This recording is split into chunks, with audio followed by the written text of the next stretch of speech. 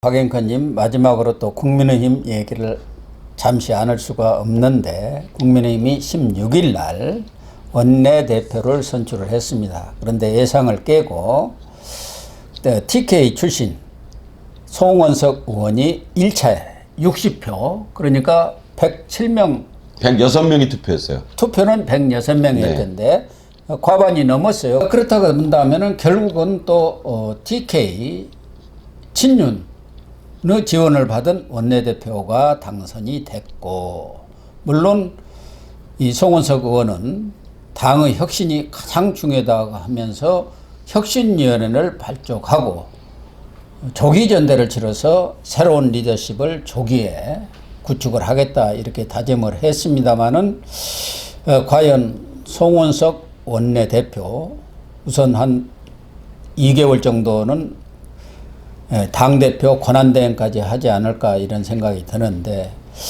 결국 이렇게 되면은 자칫하다가는 송원석 그리고 김문수 전 후보 체제가 되지 않겠느냐.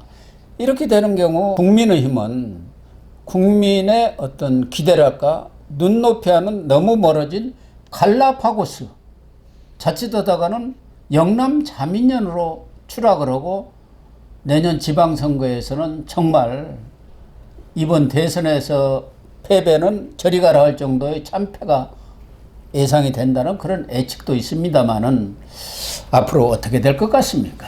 뭐 선배님이 중요한 말씀 다 하셨고요. 또 한 번 영남 자민련을 재확인한 참 안타까운 원내대표 선출이었다. 예상이 됐죠. 나머지 두 후보의 표를 합쳐도 46표니까 60대 46 아니겠습니까? 그러니까 해보나 마나한 과반수가 나왔는데 영남 그러니까 TK예요. 사실은 송원석 의원이 삼선의 경북 김천 지역구니까 경북 김천 경북 아닙니까? 여기에 대구 부울경이 상당 부분 합류했고 서울 지역에서도 뭐 예를 들어서 수도권에서도 또 TK에 뿌리를 둔 사람은 표를 던지지 않았겠느냐. 뭐 강원 지역도 마찬가지고. 네, 강원도 그렇고요. 그다음에 이제 친윤 기득권 뿌리가 엄청나게 깊다는 것이 아주 이번에 명확하게 한동훈계는 이제 한 20명으로 원래 이제 예측을 하고 있는데 그 중에 10명. 그러니까 비윤이랄까요? 또 어떤 당권파들이 한 10명 합류한 거는 소득이 있다. 조금 이제 그런 목소리. 뭐 여기에는 조경태 의원을 비롯해서 또 그 안철수 의원이라든가 뭐 있다고 봅니다. 그래서 30명이니까 조금 세를 더 느린 것 같아요. 이현승 의원은 뭐 부산이 지역구의 4선이니까 어쨌든 개파색은 좀 엷은데 4선까지 했는데 저는 이번에 처음 들었습니다. 이 정도로 이제 그 깃대만 꽂으면 되는 지역이 바로 영남 TK라는 점에서 우선 저는요, 국민의힘은 당을 완전히 환골 탈퇴 정도가 아니라 저는 뭐 자진해서 좀 이걸 해체까지도 고려하면서 완전히 엎어야 된다. 왜 그러냐면 호남과 충남을 이번에 많이 잃었잖아요. 호남은 80% 이상 잃었고 또 뭐 충청도 졌고 수도권은 말할 것도 없고 특히 경기 인천. 자, 이건 무슨 결과냐? 호남하고 충청 대의원이 워낙 적어요. 그러니까 이 구조부터 바꿔야 된다. 아니 그 지역을 홀대하는데 표가 나오겠습니까? 안 나오죠. 예, 그러니까 이러려면 인적 구성부터 바꿔야 된다. 김문수 후보도 호남을 한 번도 안 갔잖아요. 실질적으로 유세어로. 그분도 경북 영천 분인데 표 안 나오니까 안 간다? 그럼 더 안 주잖아요. 그런 식으로. 그리고 호남은 항상 말씀드리지만 출향 인사들을 봐야 됩니다. 호남을 떠나서 서울 지역, 특히 강북에 많이 살고 성남에 또 많이 살고 뭐 경기도를 중심으로 말하자면 경기남도 인구 많은 수원, 안성, 안산 이 지역에 또 많이 살고 인천에 또 많이 살아요. 그러니까 호남표는 그렇게까지 보고 해야 되고 또 부산에도 경남, 울산에도 한 15, 20%가 호남 사람들이에요. 청원, 뭐 울산 그런 데 많죠. 제발 그 호남 지역 대의원도 좀 늘리고 그러려면 야 국민의힘이 이런 선택을 하는구나라는 감동을 주는 경선을 해야 되는데 호남 후보는 아예 의원이 없으니까 그렇다 치더라도 이런 식으로 그럼 호남을 좀 뭐 호남 가지고 돼 하는 반문이 있지만 자꾸 이렇게 말씀하신 대로 갈라파고스가 되면 그 내년 지방선거 기약 안 됩니다. 이렇게 되면 그러니까 홍준표 씨가 이 양반이 신당 얘기를 하니까 솔깃해하는 사람들이 있어요. 그러니까 홍준표 씨가 그동안 뭐 이 국민의힘에 관련해서는 그 없어져야 할 정당이고 고쳤을 수 없는 내민 정당이다. 이익만 추구하는 사익만 추구하는 내민 집단이다. 이렇게 얘기를 해왔지 않습니까? 본인의 저는 홍준표 씨의 이 입장도 비판하는 사람입니다. 이분이 어느 섬에 올해 한 달 머물렀나 봤더니 하와이에는 섬이 5개가 있어요. 여러분들이 많이 가는 섬이 오하우 섬입니다. 네, 저도 오하우 와이키키 해변 인공 해변 가서 그 훌라춤 보고 오는 건데 대부분 오하우를 가요. 신혼부부들도 거기를 갑니다. 돈이 좀 있고 여유가 있는 사람이 마우이 섬까지 갑니다. 마우이라고 거기 화산이 유명한 화산이 있고 해서 거기까지 가고 진짜 잘 안 가는 섬이 하나 있어요. 빅 아일랜드라고.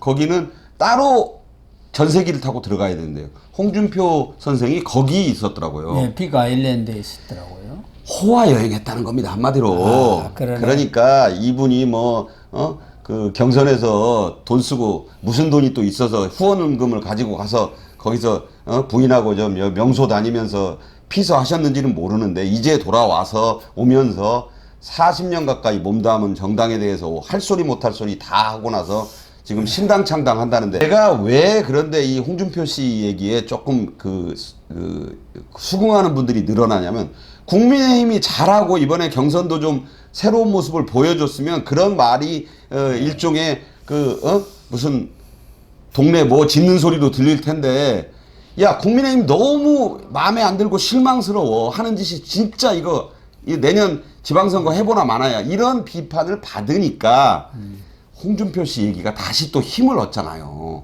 그래서 저는 오세훈 서울시장이 3사람 불러서 밥 먹었다잖아요. 공관에. 예. 그러니까 이준석 부르고 김용태 비대위원장 부르고 도봉구에 김재섭 불렀어요.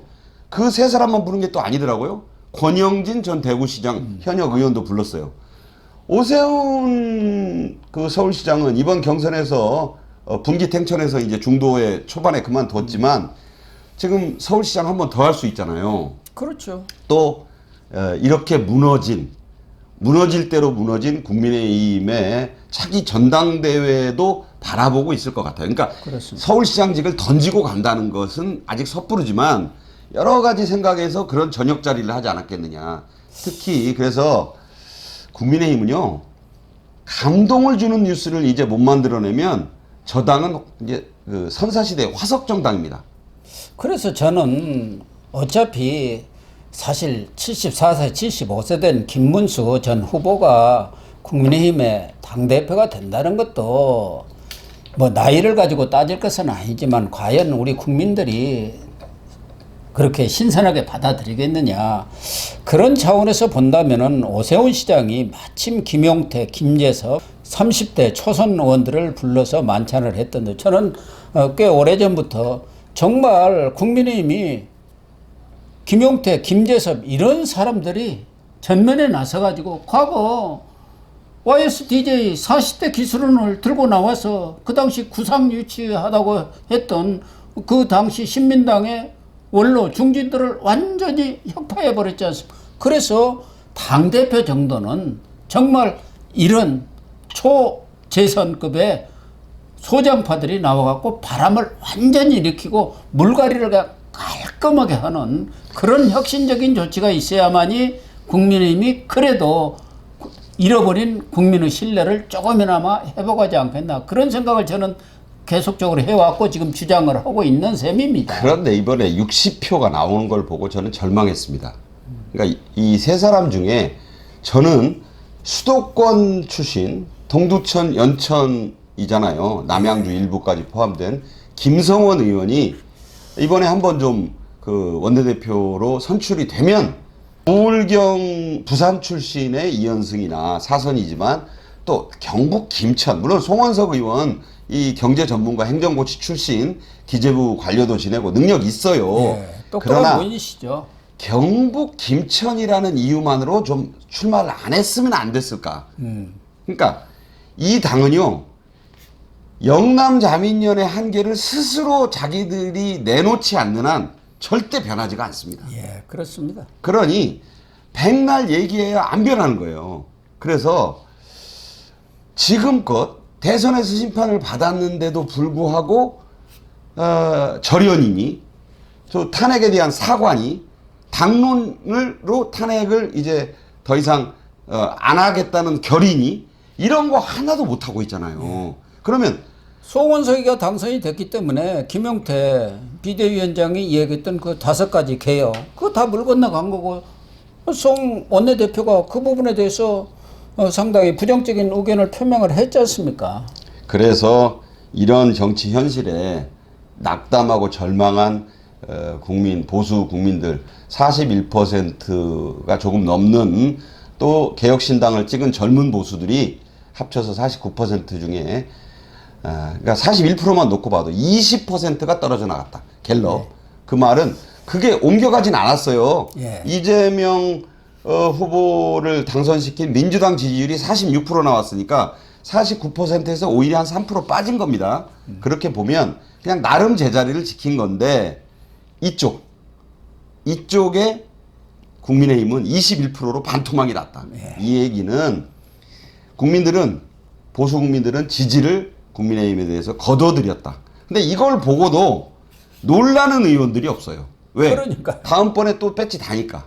저는 이런 식의 야당은 106석 가지고 있어도 아무 짓도 못한다. 그러니까 없는 것만 차라리 못합니다. DJYS 민추협 때요. 그때 야당 의석 84개입니다. 네, 맞아요. 그 84개 가지고도 대한민국 역사상 최강의 야당을 했어요.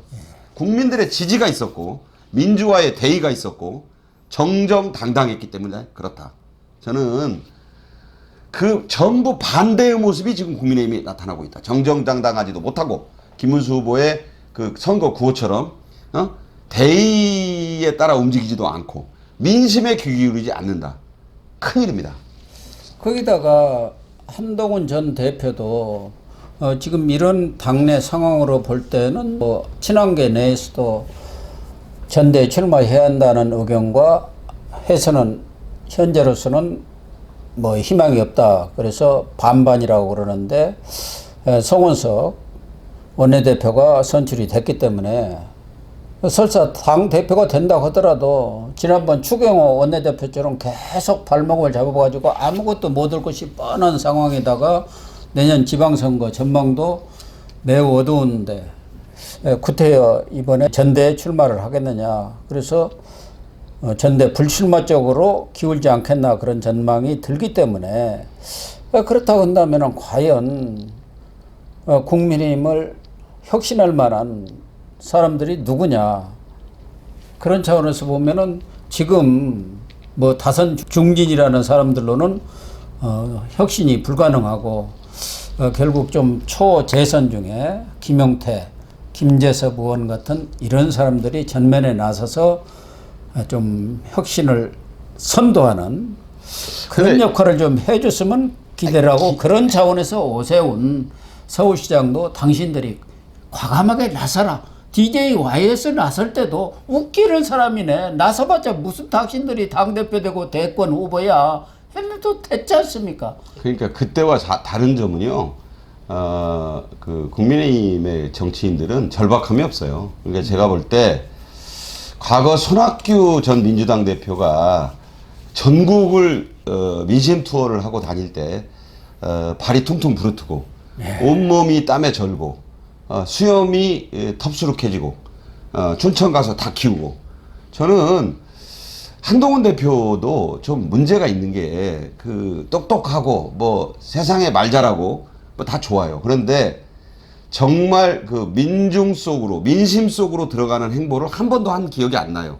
저는 이 무더위에 정말 그 낮은 자세로 전국을 한번 돌아다녀 보면 어떨까 건의를 합니다. 그러니까 그렇게 했으면 좋겠어요. 희생 없이 그 좋은 집에 그 돈 많이 버는 김현장 변호사 그 부인의 경제적 처가 조력 받아서 웰빙하는 정치인 한동훈 말고 정말 땀 흘리면서 그리고 선거는요 노무현 전 대통령을 보면 돼요. 바보 노무현 그 얘기가 왜 나왔습니까? 깨지고 또 깨져가지고 노무현이 탄생한 거예요. 예. 팬클럽이. 그러니까 선거에 큰 정치를 하겠다는 사람이 선거에 지는 걸 두려워해서는 안 된다. 예. 저는요 나가면 질 것 같으니까 안 나간다 이런 식으로 하면 안 돼요. 국회의원 선거 떨어지고 시장 선거 떨어지고 이제 53살입니다. 한 5년 죽었다 하고 보수 정치에 미랄이 되겠다는 자세로 좀 하면 안 되나요? 그냥 말로만 해서는 이제 할 단계가 지났다. 뭔가 결연한 행동과 자기 희생적 노력을 국민들이 알아줄 때까지 좀 더 희생을 해라. 그 희생을 중도와 이 보수 시민들이 알아줄 때까지 좀 해라. 그러지 않고선 국민의힘은 이해찬이 한 저주가 생각납니다. 20년간 집권을 할 수 없다. 저주에 걸려 있다. 저는 그렇게 봅니다. 지금 같은 시스템과 인적 구성으로 국민의힘이 무슨 혁신을 하고 국민의 신뢰를 다시 회복하기는 정말 그것은 자신들의 노력이 아니라 이재명 대통령한테 달려있다. 이재명 대통령이 하나의 정말 일을 못해가지고 저는 하나의 시나리오인데 개혁신당이 이준석이 홍준표 대표가 전 대표가 돌아오고 난 뒤에 그 상임 고문이든 뭐든 영입을 한 뒤에 이 결과에 절망한 이 국민의힘의 그 뭐 친한동계가 됐든 비영남계 의원이 됐든 탈당을 해서 다른 정치 세력으로 한번 야당이 깨지는 한이 있더라도 한번 이 정문일침이라고 하지 않습니까? 네. 이 머리에 그냥 철퇴를 내려치는 충격을 가하지 않으면 아니 나는 다음번에 뺏지다는데 아무 문제 없는 사람들이 비커 안에 개구리가 들어있는데 온도가 1도씩 올라가는데 따뜻하다 그러지 그 자기 삶아 죽을 줄 알겠어요? 저는 그런 각오와 결단이 없이는 안 된다. 네. 정말 저도 보수를 사랑하는 평론가로서 이런 말까지 하고 싶진 않았는데 지금 그런 상황까지 와 있다. 그렇게 봅니다. 예, 100% 공감이 가는 말씀입니다. 네, 시청자 여러분, 오늘 방송은 여기서 마치도록 하겠습니다. 시청해 주셔서 감사합니다.